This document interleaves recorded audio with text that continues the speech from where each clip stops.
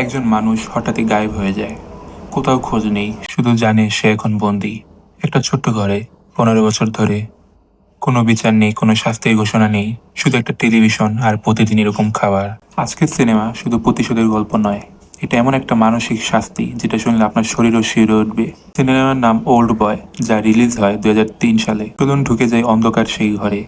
ছবির শুরুর দৃশ্যগুলোতে আমাদের পরিচয় করিয়ে দিতে চাই সেই সুনাম এক ধনী কিন্তু মাতাল ব্যক্তির সাথে। আজ সে প্রচন্ড মাতাল ছিল, এই কারণে তাকে গ্রেপ্তার করা হয়েছে। সে সেখানে পুলিশ সদস্যদের সাথে অনেক খারাপ ব্যবহার করে এবং তাদের মারধর করে। ইতিমধ্যে তার বন্ধু সেখানে আসে এবং পুলিশের কাছে ক্ষমা চাওয়ার পর সে তাকে জামিনে মুক্ত করে নিয়ে যায়। পুলিশ স্টেশন থেকে বেরিয়ে আসার সাথে সাথে একটি পাবলিক টেলিফোন থেকে তার বাড়িতে ফোন করে। তার মেয়ে ফোনটি ধরে আর সে তার মেয়েকে বলে, আমার প্রিয় মেয়ে, আমি শীঘ্রই ফিরে আসবো এবং তোমার জন্য অনেক খেলনা এবং উপহার আনবো।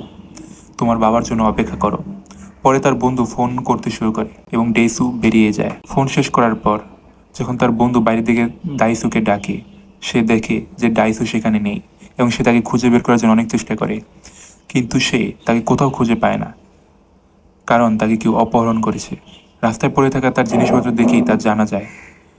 পরের দৃশ্যে আমরা দাইসুকে এক জায়গায় বন্দি দেখতে পাই। এখন সে একটি দরজা দিয়ে ছোট্ট একটা পথ থেকে মাথা বের করে। এখন যে লোকটি তাকে খাবার দিতে আসে সে তাকে জিজ্ঞাসা করে, আমি কি অপরাধ করেছি যে তুমি আমাকে এইভাবে বন্দি করে রেখেছো? লোকটি তাকে কোনো উত্তর দেয় না, ছোট রাস্তাটি বন্ধ করে দেয় এবং সে চলে যায়। এখন তার কোনো ধারণাই ছিল না যে তারা তাকে এখানে 1 সপ্তাহ নয়, 1 মাস নয়, 1 বছর নয়, বরং 15 বছরের জন্য বন্দি করে রাখবে।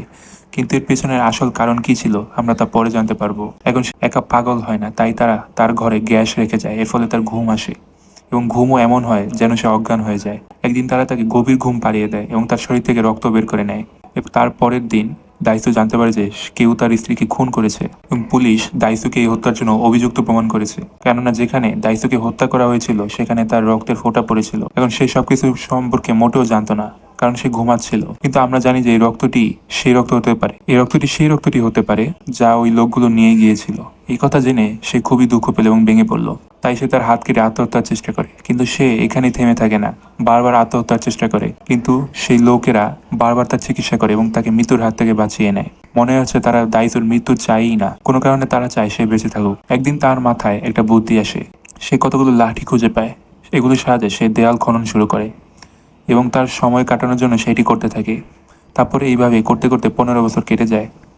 এতে সে একটি ইট সরাতে সক্ষম হয় এবং সেই ইটটি সরানোর পর সে পুরো শহরটি দেখতে পায় এবং তিনি খুব খুশিও হয়। 15 বছরের ভয়াবহ সময় কেটে গেছে। সে রাতে ঘুমায় এই আশায় যে সকালে উঠে চলে যাবে, কিন্তু সকালে যখন সে ঘুম থেকে উঠে তখন সে অন্যভাবে সুটকেস থেকে বেরিয়ে আসে। যেহেতু সে 15 বছরের পর সূর্যের দিকে তাকিয়েছিল, তাই সে সূর্যের আলো সহ্য করতে পারছিল না এবং কিছুই দেখতে পারছিল না। তারপর কিছুক্ষণ পর সে স্বাভাবিক হয়, তখন সে ভবনের ভেতর আরেকজন লোককে দেখতে পায় যে ছাদ থেকে লাফিয়ে আত্মহত্যা করতে যাচ্ছিল। সেই লোকটির কাছে যায় এবং তার দিকে অদ্ভুতভাবে তাকাতে শুরু করে এবং তার গন্ধ নিতে শুরু করে, কারণ সে অনেকদিন পরে একজন মানুষকে দেখেছে। দাইসে তাকে এভাবে তার সাথে ঘটে যাওয়া পুরো ঘটনাটি বলে, যাতে সে তাকে শান্ত করতে পারে আর সে বেঁচে থাকার জন্য যথেষ্ট আশাবাদী হতে পারে এবং নিজের জীবন হত্যা না করে। পরবর্তীতে দাইসোকে সেই স্থান থেকে চলে যায়। এরপরে আমরা দেখতে পাই যে তার জেদ থাকা সত্ত্বেও লোকটি লাফিয়ে পড়ে তার জীবন নেয়। এটা থেকে সে অবাক হয় না, বরং হেসে চুপচাপ বলে, আমরা যখন খুশি থাকি তখন পুরো পৃথিবী আমাদের সাথে হাসে, এটা কি অদ্ভুত নয়? কিন্তু যখন আমরা কাঁদি তখন কেউ আমাদের সাথে থাকে না এবং আমাদের একাই কাঁদতে হয়। এখন সে জানতে পারে যে এটা 2003 সাল এবং তার কাছে সবকিছুই নতুন। একটি কাচের বাক্সের কাছে এসে সে একটি মাছকে গভীরভাবে পর্যবেক্ষণ করতে শুরু করে। ইতিমধ্যে একজন ভিক্ষুক তার কাছে এসে তাকে কিছু টাকা এবং মোবাইল ফোন দেয়। সে তাকে বলে এটা তার কাছে রাখতে, কিন্তু আমার কাছ থেকে এ সম্পর্কে কিছুই জিজ্ঞাসা করো না। যেহেতু আমি এটা সম্পর্কে জানি না, তাই আমাকে এটা তোমাকে দেওয়ার জন্য আদেশ দেওয়া হয়েছে। পরে সে এখান থেকে চলে যায়। পরে দাইসু একটি হোটেলে বসেছিল, সেখানে তিনি একজন লোকের কাছ থেকে একটি ফোন পান। যখন সে ফোনটি ধরে তখন সে জানতে পারে সে সেই ব্যক্তি যে তাকে বহু বছর ধরে বন্দি করে রেখেছিল। লোকটি জিজ্ঞাসা করে, মুক্তি পাওয়ার পর তোমার কেমন লাগছে? কিন্তু দাইসো তাকে উপেক্ষা করে এবং বলে একটি প্রশ্ন করে, তুমি আমার সাথে কেন এমন করলে? অপহরণকারী তাকে বলে তার জীবনের দিকে একবার তাকাতে এবং ভাবতে যে তুমি কে, তোমার অতীত জীবনে তুমি কি করেছো। এই কথা বলার সাথে সাথে সে ফোনটি কেটে দেয়। দাইসু বেশ ক্লান্ত ছিল, তাই সে অজ্ঞান হয়ে পড়ে। যখন সে জেগে ওঠে তখন সে একটি অল্প বয়সী মেয়েকে দেখতে পায় যার নাম মিরো। সে একটি হোটেলে কাজ করে এবং সে ডেইসুর লেখা সমস্ত ডায়েরি পড়তে শুরু করে। ডেইসু এটা পছন্দ করে না, সে তার কাছ থেকে তার ডায়েরি কেড়ে নেয়। পরের দিন সকালে সে তার হারানো মেয়েকে খুঁজতে যায়। সে জানতে পারে যে কেউ তার মেয়েকে দত্তক নিয়েছে, কিন্তু সে এ দেশে থাকে না এবং সে তার স্ত্রী অভাব অনুভব করতে শুরু করে। তার হত্যার জন্য তাকে অভিযুক্ত করা হয়েছে। পরে সে সিদ্ধান্ত নেয় যে তার স্ত্রীর খুনিকে খুঁজে না পর্যন্ত সে কবরে যাবে না। দাইসু বিভিন্ন হোটেলে যায় এবং সেখানে কোনো হোটেলের স্বাদই উপভোগ করতে পারছিল না। সে সেই হোটেলের স্বাদ খুঁজে পাচ্ছিল যা তালাবদ্ধ থাকাকালীন খেয়েছিল। সেই হোটেলের স্বাদ সে আজও ভুলতে পারেনি। বিভিন্ন হোটেলে খাবারের স্বাদ নেওয়ার পর অবশেষে সে সেই হোটেলে পৌঁছে যায় যেখান থেকে তাকে 15 বছর ধরে খাওয়ানো হয়েছিল। ডেলিভারি বয়কে তাড়া করতে করতে সে সেই জায়গায় পৌঁছে যায় যেখানে তাকে বন্দি করা হয়েছিল। সেখানে বিভিন্ন কক্ষে অনেকে বন্দি ছিল। এটি ছিল এক ধরনের জেল। দাইসু সেই জেলের ম্যানেজারকে মুখে কাপড় ঢুকিয়ে সারা শরীরে টেপ দিয়ে তাকে বেঁধে রাখে এবং সে একটাই প্রশ্ন করে, এটা করার জন্য তোমাকে কে টাকা দিয়েছে? যার উপর সে অস্বীকার করে এবং তাকে বলে যে সে কিছুই জানে না। পরে দাইসু তার 15টি দাঁত একে একে ভেঙে ফেলে এবং নির্দয়ভাবে তাকে সেখান থেকে বের করে দেয়। পাশাপাশি সে ওই জায়গায় শ্রমিকদের উপর প্রচণ্ড মারধর করে, কিন্তু তার সংখ্যা অনেক বেশি ছিল, তাই তিনিও আহত হয়। আধমরা অবস্থায় সে বেরিয়ে আসে এবং পড়ে যায়। পরে একজন লোক তাকে সাহায্য করে এবং তাকে গাড়িতে বসায়।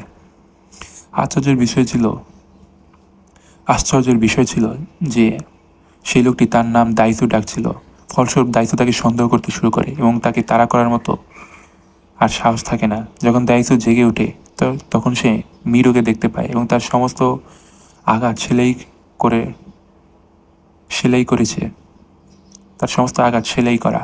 সে তার সাথে অনেক অডিও টেপ নিয়ে আসে যেগুলো একে একে সে শুনতে শুরু করে।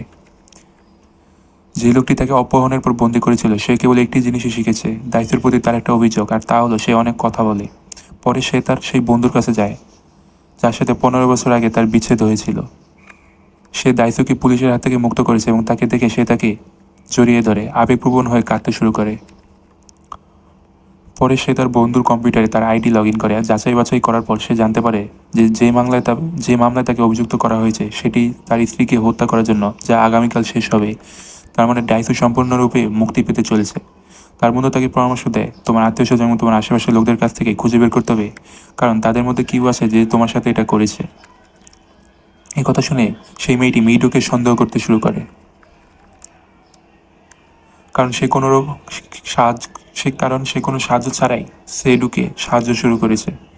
তাকে মারধর করার পর সে তাকে বেঁধে ফেলে এবং তার বিষয়ে তদন্ত শুরু করে। ইতিমধ্যে সে তার বন্ধুর ফোন পায় যে তাকে বলে, অপহরণকারী আইডি চেক করার পর আমি একটা জিনিস যাচাই করেছি যে যে সে যেখানে থাকে তার বাড়ি, এবং আশ্চর্যজনক বিষয় হলো দাইসুর সামনের ভবনটি ছিল ঠিকানা সহ একমাত্র জায়গা যে সে সরাসরি সেই ভবনে যায় এবং সেখানে সেই লোককে পায় যে দাইসুকে আহত অবস্থায় সাহায্য করেছিল এবং সে তার নাম ধরে ডাকছিল। এখানে আমরা জানি তার নাম উজিন। দাইসুর দিকে তাকানোর পর সে তাকে রেগে যায় এবং সে তার ঘাড় ধরে রাখে এবং ডেইসুকে বলে, যদি তুমি আমাকে মারতে চাও তাহলে তুমি আমাকে মারতে পারো। তারপর সে তাকে তার বুক দেখায় এবং সেখানে শিলাইয়ের চিহ্ন রয়েছে এবং বলে, দেখো আমার বুকে একটা চিপ ডিভাইস আছে, এখানে একটা রিমোটও আছে, আমি চাইলে রিমোট চিপে নিজের জীবনও সে নিতে পারি, আর আমি মৃত্যুকেও ভয় পাই না। আর হ্যাঁ, যখন তুমি জানতে পারবে যে তোমাকে আমি কেন অপহরণ করেছি তখন আমার কথা মনোযোগ দিয়ে শোনো। তোমার কাছে 5 দিন সময় আছে। আমি কেন তোমাকে 15 বছর ধরে বন্দি করে রেখেছি তা খুঁজে বের করার জন্য। তারপর আমি আত্মহত্যা করব, আর যদি তুমি না পারো তাহলে আমি হত্যা করব মিডো, ওই মেয়েটিকে। পরে সে একই কথা বলে চলে যায়। সে আরও জানতে চায় যে তার কি করার ছিল, কী কারণে তাকে এত কঠোর শাস্তি দেওয়া হয়েছিল। যখন দাইসু মিডোকে দেখতে আসে তখন সে কারাগারের ব্যবস্থাপককেও দেখতে পায় এবং তার লোকেরা মিডোকে বন্দি করে রেখেছে এবং তাকে দাসত্বে রেখেছে। এখন সে দাইসুকে বন্দি করে। সে তার দাঁত ভেঙে ফেলতে চেয়েছিল যেমনটা ডেসু তার সাথে করেছিল। ইতিমধ্যে উজিনের লোকটি দরজায় আসে এবং যিনি দাইসুকে মুক্ত করার জন্য ম্যানেজারকে বিপুল পরিমাণ অর্থের প্রস্তাব দেন এবং ম্যানেজার রাজি হন এবং টাকা নেওয়ার পর ডেসু এবং মিডোকে ছেড়ে দেন। যাওয়ার সময় ডেসু ম্যানেজারকে বলে যে তুমি মিডোকে স্পর্শ করলে সে তার হাত কেটে ফেলবে এবং সেই চাকরি ছেড়ে দেয়। সেই জায়গা থেকে চলে যাওয়ার পর তারা দূরে কোথাও চলে যায়। তারা একে অপরের সাথে বন্ধুত্ব করেছে এবং আরও ঘনিষ্ঠ হয়েছে। পরের দিন যখন তারা ঘুম থেকে ওঠে তখন তারা সামনে একটি বাক্স দেখতে পায়। ওটাতে ম্যানেজারের কাটা হাত আছে। আর এটা দেখার পর দাইসু বুঝতে পারে যে এটা অবশ্যই উজিন করেছে। আর সে ভাবতে শুরু করে যে তাকে ম্যানেজারের হাত কেটে ফেলতে হবে। সে কীভাবে তার হাত কাটার কথা জানলো সে সন্দেহ করতে শুরু করে এবং উজিন অবশ্যই তাদের উপর নজর রাখছে। তাই সে তার জুতা এবং পোশাক চেক করার জন্য একটি ইলেকট্রনিক্স দোকানে যায়। তারপর সে জানতে পারে যে তার জুতায় একটি যন্ত্র লাগানো ছিল যার সাহায্যে উজিন তাদের কথাবার্তা শোনে এবং তাদের উপর নজর রাখে। যখন দাইশু গবেষণা করে তখন সে একটি স্কুল সম্পর্কে জানতে পারে। এই একই স্কুল থেকে সে পড়াশোনা করেছিল যখন, এবং তারপর সে সেখানে তদন্ত করতে যায়। সে সেখানে একটি মেয়ের কথা জানতে পারে, কিন্তু সেখান থেকে তার ছবিগুলো সরিয়ে ফেলা হয়। ডেসু তার বন্ধুকে ফোন করে জিজ্ঞাসা করে, তুমি কি এই মেয়েটির কথা জানো? এবং সে বলে, হ্যাঁ, সে তোমার ক্লাসে পড়তো, কিন্তু একদিন নদীতে ঝাঁপ দিয়ে সে নিজের জীবন শেষ করে দেয়। কারণ সে পুরো স্কুলে কুখ্যাত ছিল এবং লোকেদের মতে সে ভালো মেয়ে ছিল না, এবং সে অবৈধ সম্পর্ক করত। উজিনও তার সিস্টেমে একপাশে বসেছিল। মেয়েটির সম্পর্কে এইসব শুনে তার সত্যি খারাপ লাগছে। তাই দাসুর বন্ধুর কাছে যাওয়ার পর সে এত মারধর করে যে তাকে মেরেই ফেলে। সে বলে, তুমি ওই মেয়েটিকে নিয়ে যাই খারাপ কথা বলেছ, ও এমন ছিল না, বুঝতে পেরেছো? আর তারপর সে সেখান থেকে চলে যায়। যখন দাসুর বন্ধু তার মৃত্যুর খবর জানতে পারে তখন তার সত্যিই খারাপ লাগে। সে মনে করে যে সে মারা গেছে, কেননা সে তার বন্ধু ছিল। সে মিডোর জীবনের জন্য ভীত ছিল। তাই সে মিডোকে ম্যানেজারের কাছে ছেড়ে দেয়, কারণ তারা এখন বন্ধু হয়ে গিয়েছে। আর সে একাই সব সত্য জানতে চায়। সে ধীরে ধীরে স্কুল ছেড়ে যাওয়ার পর তার আগের কথা মনে করতে শুরু সে ধীরে ধীরে স্কুল ছেড়ে যাওয়ার কথা মনে করতে শুরু করে, যে মেয়েটি তার জীবন নিয়েছিল, এবং তার ভাই একে অপরের আরও ঘনিষ্ঠ হয়ে উঠেছিল। আর দাসু তারা দুজনকেই দেখেছে। এখন আমাদের কাছে এটা প্রকাশ পেয়েছে যে তার ভাই আর কেউ নয়, উজিনই ছিল। সে একই লোক যে দাইসুকে বহু বছর ধরে বন্দি করে রেখেছে। এখন তাকে স্কুলে ছেড়ে যেতে হবে, তাই সে তার বন্ধুকে এই সব বলে। কিন্তু সে তাকে সাবধান করে দিল যে এটা গোপন রেখো, কাউকে এটা বলো না। এটাই ছিল তার জীবনের সবচেয়ে বড় ভুল। সে যে তার বন্ধুকে বিশ্বাস করেই এটা শেয়ার করেছে, কারণ সে এই কথা গোপন রাখেনি। সে পুরো স্কুলে এই খবর ছড়িয়ে দেয়। ফলস্বরূপ মেয়েটি তার নিজের জীবন শেষ করার সিদ্ধান্ত নিয়েছে। এই কারণে উজিনকে ডেইসুর উপর প্রতিশোধ নেওয়া হয়। অবশেষে ডেইসু জানতে পারল কেন উজিন তাকে বহু বছর ধরে বন্দি করে রেখেছে। আজ উজিন তাকে যে 5 দিন দিয়েছিল তার 5 দিন পূর্ণ হয়েছে, যখন তাকে সত্য খুঁজে বের করতে হবে। এখন সে উজিনের কাছে যায় এবং তাকে বলে যে সে সব সত্য আবিষ্কার করেছে। এখন তোমার প্রতিশ্রুতি অনুসারে তোমাকে মরতে হবে। তুমি এতটাই খারাপ আর সস্তা মানুষ যে তুমি নিজের বোনকেও ছাড় দাওনি। তাছাড়া তুমি তার জীবন নিয়েছো যাতে কেউ তোমার অবৈধ সম্পর্কের কথা জানতে না পারে। আর তুমি এটাকে আত্মহত্যার নাম দিয়েছো। তারই কথা শোনার পর উজিন হাসতে শুরু করে এবং বলে যে, আমি এটা গোপন রাখতে চেয়েছিলাম, কিন্তু তোমাদের মতো পাগলাটে লোকের যেখানে থাকে সেখানে এরকম কিছু সম্ভব নয়। গোপন কথা গোপন রাখা যায় না। তুমি এটা প্রকাশ করলেই সবাই এটা সম্পর্কে জানতে পারলো। সবার চাপের মুখে আমার বোন আত্মহত্যা করেছে। তোমাকে একটা মজার কথা বলি, আমি তোমাকে আর মিরুকে সম্মোহিত করেছি। এর মানে হলো আমি কিছুদিন ধরে তোমাদের মস্তিষ্ক নিয়ন্ত্রণ করেছি। এই কারণে ঘুম থেকে ওঠার পর তুমি যা করতে বলা হয়েছিল এই কারণে ঘুম থেকে ওঠার পর তোমাকে যা করতে বলা হয়েছিল তুমি তাই করেছিলে। তুমি আর মিডো যেমন একসাথে সময় কাটিয়েছিলে, এটাও ছিল অল্প সময়ের জন্য। আমরা যা করেছি সম্মোহিত কেসার থেকে বেরিয়ে আসার পর তার আর কিছুই মনে থাকবে না। কিন্তু আমি তোমাকে এটা বলতে দেবো না, কারণ বাস্তবতা জানার পর তুমি তোমার জীবন নিতে পছন্দ করবে। এই কথা বলার পর একটি বেগুনি বাক্স ইশারা করে সে ডেসুকে এটা খুলতে বলে। যখন দাসও এটা খুললো তখন এর ভেতর থেকে একটা অ্যালবাম ছিল। ওটাতে একটা মেয়ের ছবি আছে যার সাথে ডেসু ছিল। সে যখন পাতা উল্টাতে লাগলো তখন তার মেয়েটি বেড়ে ওঠার সব ছবি সেখানে ছিল। অ্যালবামের শেষে মিডোর মতো একটা ছবি ছিল। হ্যাঁ, মিডো, এর মানে মিডো হলো ডেসার রক্ত, অর্থাৎ ডেসোর মেয়ে। সে তার মেয়েকে, যাকে সে ভালোবাসতো এবং তার সাথে সময় কাটিয়েছে, এই কথা শুনে সে হতবাক হয়ে যায়। কিন্তু পরে সে রেগে যায় এবং উজিনকে আক্রমণ করে। কিন্তু উজিনের প্রহরীরা তাকে ধরে রাখে এবং ধরার পর তাকে খুব খারাপভাবে ছুঁড়ে ফেলে।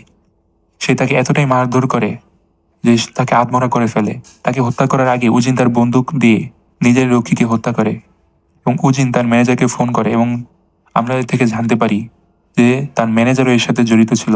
তার সামনে মিডো আছে এবং তার সামনে একটি বেগুনি বাক্স ছিল, এবং কিছুক্ষণ পর তাকে মিডোকে সত্য বলতে হবে। ডিসু তাকে ফোন করে এবং যাই ঘটুক না কেন মিডো এই বিষয়ে যেন না বলে। ডেসুকে ফোন করে এবং বলে যাই ঘটুক না কেন মিডুকে যেন এই বিষয়ে না বলে।